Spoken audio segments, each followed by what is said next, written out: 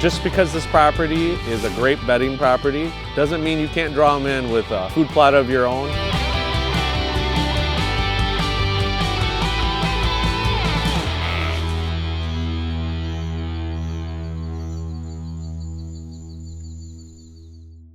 The person, and I know so many of my friends are in this situation, they're like, I just want a little piece of something. Because Right. they're so sick of hunting public land. Oh. They're so sick of the BS that's involved, no offense to anyone, with leasing or handshake deals. Because that's something I've said, I think I said it in my book 25 years ago. If you don't own it, at some point you're going to lose access to it. Fact. I mean, I've leased properties out of state. I have a lot of friends that have done that. It always happens. It will happen. It's nothing is guaranteed. You know what? When these prices were so crazy high, a lot of people are just taking advantage, and the lease that they thought they had for the next 20 years was sold. Right. And then they were done. They were kicked off. It happened to me. I'm going to tell that story again. So this is going back, no offense, because the guy who did it, who's going to probably be watching this, it was in 2007. I said I was never going to lease again because I had some bad experiences. I shot some big bucks up in Tigerton area, northeastern Wisconsin, and lost that lease. I said, I'm never going to do it again unless I have it in writing, and it's for a minimum of 3 years. Right. So I found this great little property. It was 55 acres. And I leased it. I had it in writing. 3 years. I have full access to this. That first fall, I shot a Pope and Young buck with my bow, and I shot a 162-inch buck with my gun. Nice. He didn't know what he did. I never told him. Yep. And he apparently was at coffee the week after gun season.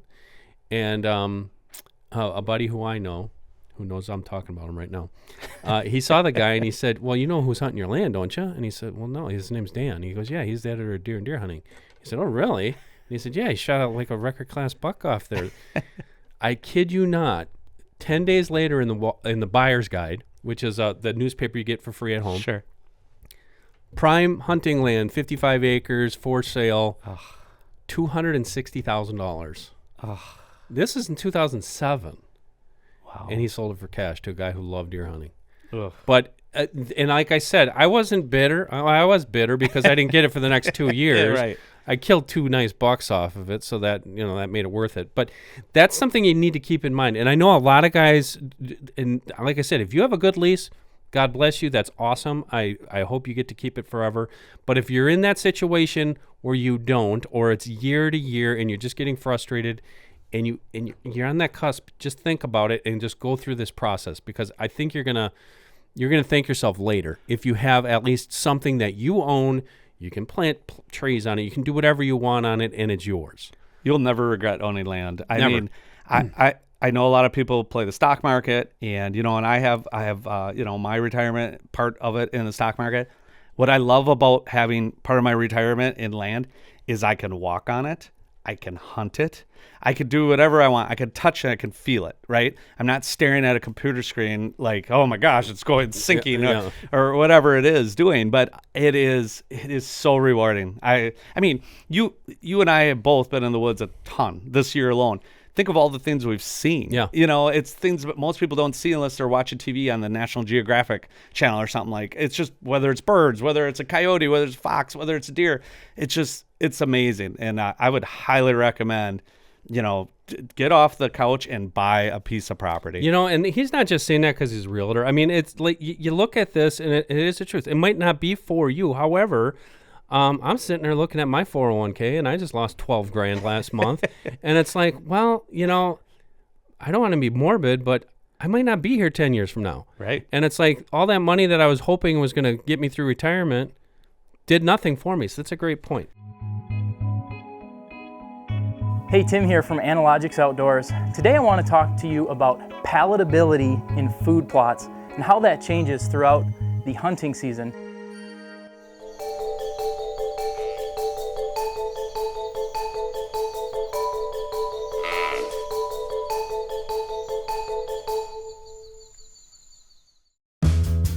Deer and Deer Hunting Properties is brought to you by the all-new Feed Hub by Moultrie Mobile.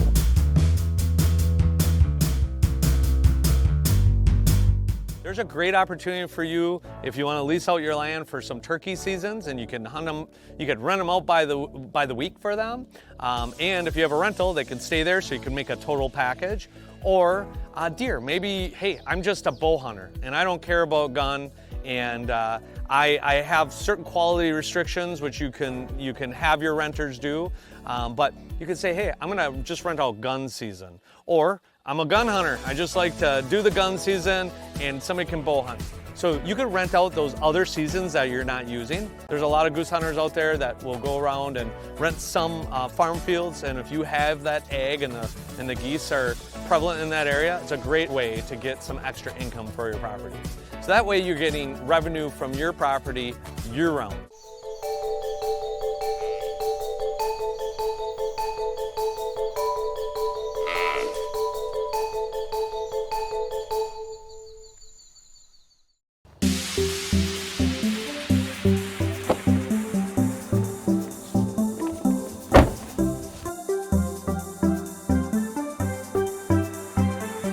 Today, let's talk about scouting trail cameras, especially cell cameras. If you put all the time and effort into a property, be it yourself, be it your lease, you planted the food plots, hung the tree stand, you owe it yourself to scout this thing properly. If you're not familiar with SpyPoint, they're one of the first to really adapt to that cell technology. And this is the Flex Plus, which is really cool. The Plus, I don't know if it stands for this, but it has double the battery capacity. If you're not using cell cameras, you should be, first off, because the amount of intel you can get. A lot of them have the option, or this one does have the option, where you can run it where it'll send you a batch of photos, or you can use it as a constant capture, which doesn't sound really important until you're out there in the woods. So just envision yourself out there hunting in November. I'm across on the other side of my farm. I get a picture immediately from a constant capture of a deer moving in a particular area. If I'm on my own farm, I probably know where that deer is going to end up. I could quickly crawl around, do a back end, and get in position to possibly harvest that deer if it's a target animal. I think that gives you an absolute huge advantage. Cell cameras overall are cool in that you don't have to wait for your photos. So literally, you know, even if you do the batch, you get to see them instantly, and it's kind of fun to monitor the deer. This one does it all. It's a cell, it'll capture, it'll run video, it'll run regular trail camera images, or you can use it as time-lapse. Time-lapse, again, if you're using it more of a scouting, is great for those big destination food plots of 5-6 acres, because now a deer doesn't have to be 10 feet in front of that camera to trigger it. It's going to trigger it, you know, automatically at a set time, and you can have the field full of deer and you can monitor that activity. If you're not using a trail camera, especially SpyPoint and the cell technology they have, you're missing the opportunity that's going to give you the advantage of killing a big whitetail come fall.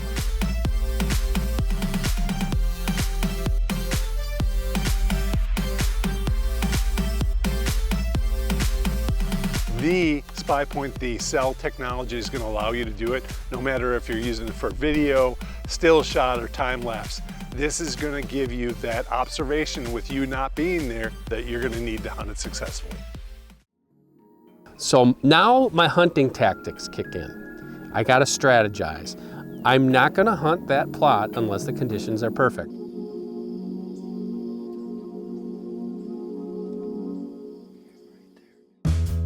Deer and Deer Hunting Properties is brought to you by DDH Outdoors.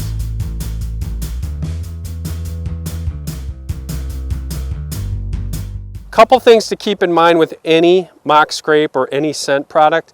Always keep that at least at your head level or higher.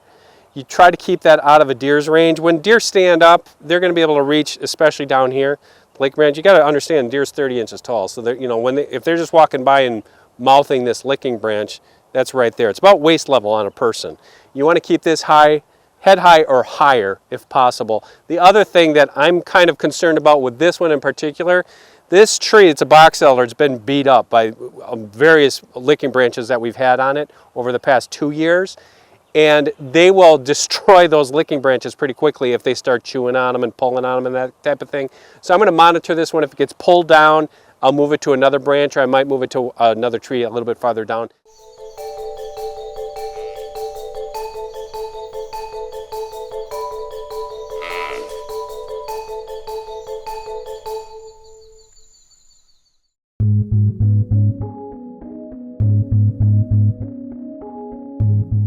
Hey, Tim here from Analogics Outdoors. Today I want to talk to you about palatability in food plots and how that changes throughout the hunting season. So we all want to attract deer to our food plots, and one great way to do that is to give them something that they are looking for at the time of year that you're going to be hunting. So Analogics has come out with a product called the Perfect 10, and what that is, it's 10 different species that are going to mature at different times of the hunting season. So you've got your early season plants, you've got your mid-season plants, and then you've got your late season plants. So, you know, right off the bat, it's got some forage oats, there's some winter wheat, there's some cereal rye. That's gonna pop early. The deer are gonna hit that. And then throughout the hunting season, the other annuals that are in that blend are gonna start becoming more attractive. Palatability for deer is basically just how the plants taste to them and what they are selecting. So deer are called concentrate selectors. They're not like a cow that's in a pasture and just taking massive bites of all the green that's around them. Deer actually specifically target the tender bits and the ends of plants. So they'll go along and they'll take the very nutritious ends of the plants that are high in protein, highly digestible. The palatability from every food plot plant changes throughout that season. So what is good at the beginning of the year isn't going to be the exact same in the deer's ability to know how good it is for them throughout the entire year. So that's why the 10 different plants really come in handy in trying to get the deer there and keep them there throughout the entire hunting season. You think about a deer in the early part of the hunting season, they're going to try and pack on as much nutrition as they can ahead of the rut. They're also getting their bodies all the energy and all the nutrients that they need to survive the winter. So this has all the nutrients in it, and you're going to keep those deer in that area so that you can come back and target them throughout the hunting season. So with the early season attraction, like I said, we've got the quick growing plants, and then there's the things like radishes and turnips, the high carbohydrate plants. Deer need a lot of carbohydrates and energy to get through the cold period, and after, you know, the surrounding area has lost a lot of its protein sources, that's when those high carb plants become more palatable to the deer. I've heard guys talk about that the sugars change when the frost hits them, but really it's the other plants in the area have changed around them, so they are targeting the things that are high in carbohydrates at that time. It really doesn't have much to do with the frost changing the sugar content of the plants themselves. So.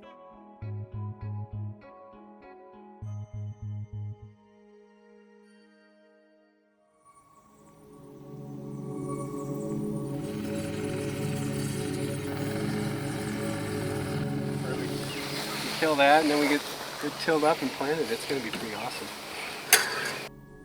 You know, we often talk about the average guy or gal and how they can become a better deer hunter by doing this, that, or the other thing. And it's the same thing with land management. You know, you don't have to own hundreds of acres of land, and you don't have to have all this expensive equipment. Maybe have a couple friends that you can call in some favors, and you can take a piece of nondescript land and turn it into a real deer hunting paradise with just a few easy steps. Kill it, till it, kill it, and plant it. And that's exactly what I did. I went in and hand seeded it, and then, for the lack of having anything else, I just took my pickup truck and just drove over that plot a few times just to get that seed into the ground. It worked.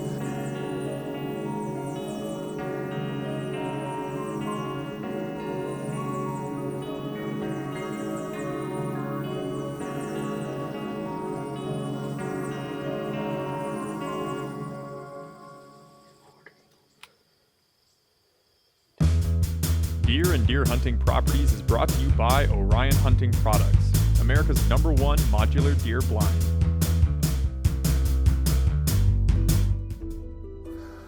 Every property has a cap on how many mature bucks that ground can handle. Okay. By shooting the lower end bucks, what you do is you increase the odds of your higher end bucks not ending up having to disperse because they get crowded out. And this buck right here is absolutely perfect for Dan to shoot as far as I'm concerned. He's not one of the shooters, I don't think. The first time he saw, he convinced himself that it wasn't the buck he was after, because it's just too dang young. Well, as I said, that doesn't happen to be the case.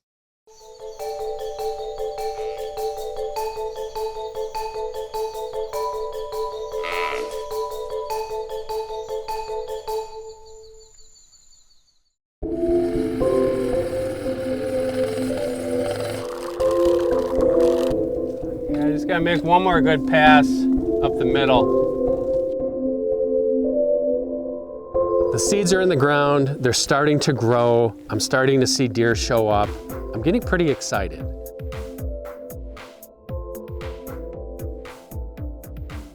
So now my hunting tactics kick in. I gotta strategize. I'm not gonna hunt that plot unless the conditions are perfect. I had a ground blind and it was tucked in off of the food plot, which is new for me because I'm normally hunting out of tree stands. Tree stand wasn't an option in this situation. I brushed that blind in over a month before the season because I was preparing for this. The other key to the success was making sure I didn't hunt that until the wind was right. And it took us about a week into the season before those conditions were perfect.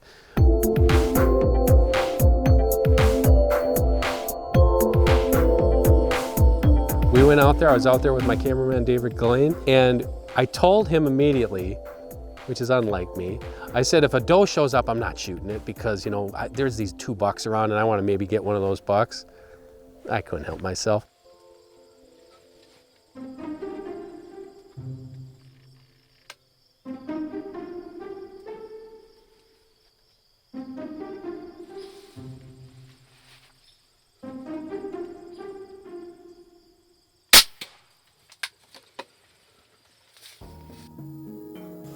Just made venison.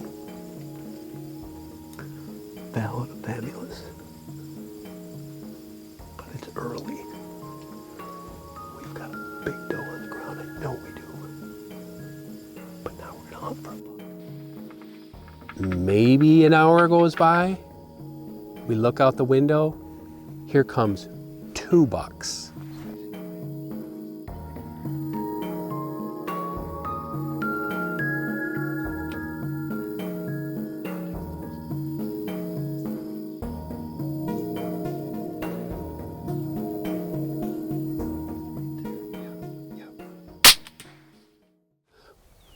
Thwap, crossbow goes off. I just see that arrow perfect right behind the shoulder. I looked at David, sorry man. He had to take his camera off the tripod. We are in a small little ground blind, and if you can envision this, sitting like this side by side, and when you got a camera on a tripod, it's not really conducive for getting a shot on film. That's on me, my bad. But when I saw that fletching go behind that deer's shoulder, I knew the celebration was on. Man, those things can go a long ways. Shot was a little far forward, but we got her. Good deal. Let's go find the buck now. Blood trail number 2 was a thing of beauty. That buck was slightly quartering away when I shot him. He maybe made it 50 yards into the woods, and oh my gosh, was I excited. Just a beautiful buck in a beautiful spot in what was formerly fallow land, but now is fantastic. He's dead. We did it, 50 yards. Dear Lord, thank you for this wonderful day. Thank you for this wonderful gift. May this buck's memory nourish our souls, and may his body nourish our bodies. And this we pray through Jesus in his name, amen. What a pretty buck.